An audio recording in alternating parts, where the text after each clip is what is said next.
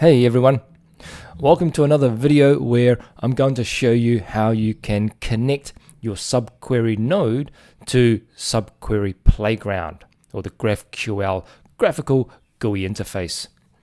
Now, if you don't have a node running already, check out the previous video, the links down below, on how to run a local node or indexer.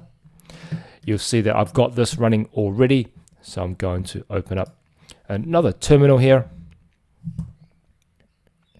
and the command that I'm going to run is subql query, like so, and you'll see that the command is not found. So what I want to do is first of all install it. Let's go npm install globally as well, subql query.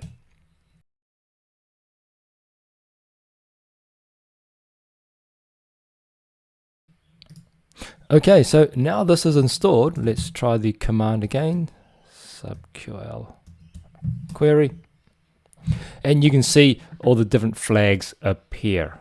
So the first thing I want to do is get this up and running by using the n or the name flag. This specifies the project name and it's required as well. So to run this, I go subql query n, and the project directory I'm in is in the hello world. So let's just go subquery hello world, like so. And I actually want to use the playground flag as well. This allows me to open up my browser and run my query. Let's hit enter. And I'm going to come up with some errors. The first one is that the client password must be a string. So this is because I have not set the database password environment variable. I set it previously in my other terminal, but when you open a new terminal, these environment variables are only valid for the actual session itself. So let me go and export this like so, and I've set my password here to be admin. Hit enter, and if I run this, I'll probably get another error. You can see here failed for a particular user. So I need to set my user. So let's go user, and it's actually Postgres in this case. Hit enter, and let's run it again. I'll probably get another error. Yes, I do.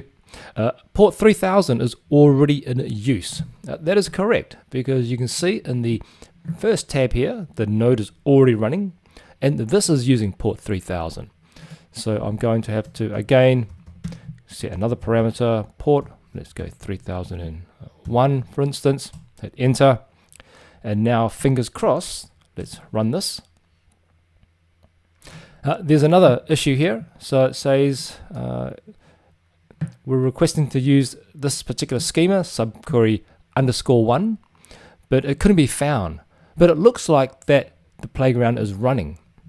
So if you actually check this out and open up port 3001, you'll see that if I hit run, I get an error because it can't find this particular query called starter entities. And if you check out the schema, you also don't see the keyword of starter entity here anywhere.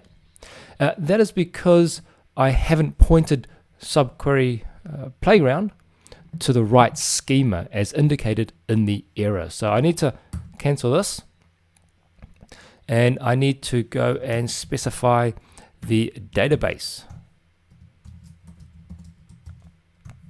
And it was a really long string, my subquery database,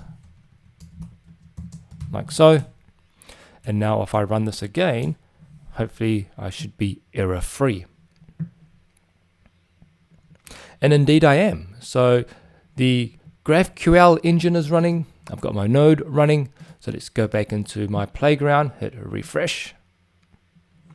And now if I expand the schema, you'll see I've got starter entities appear, which is great news.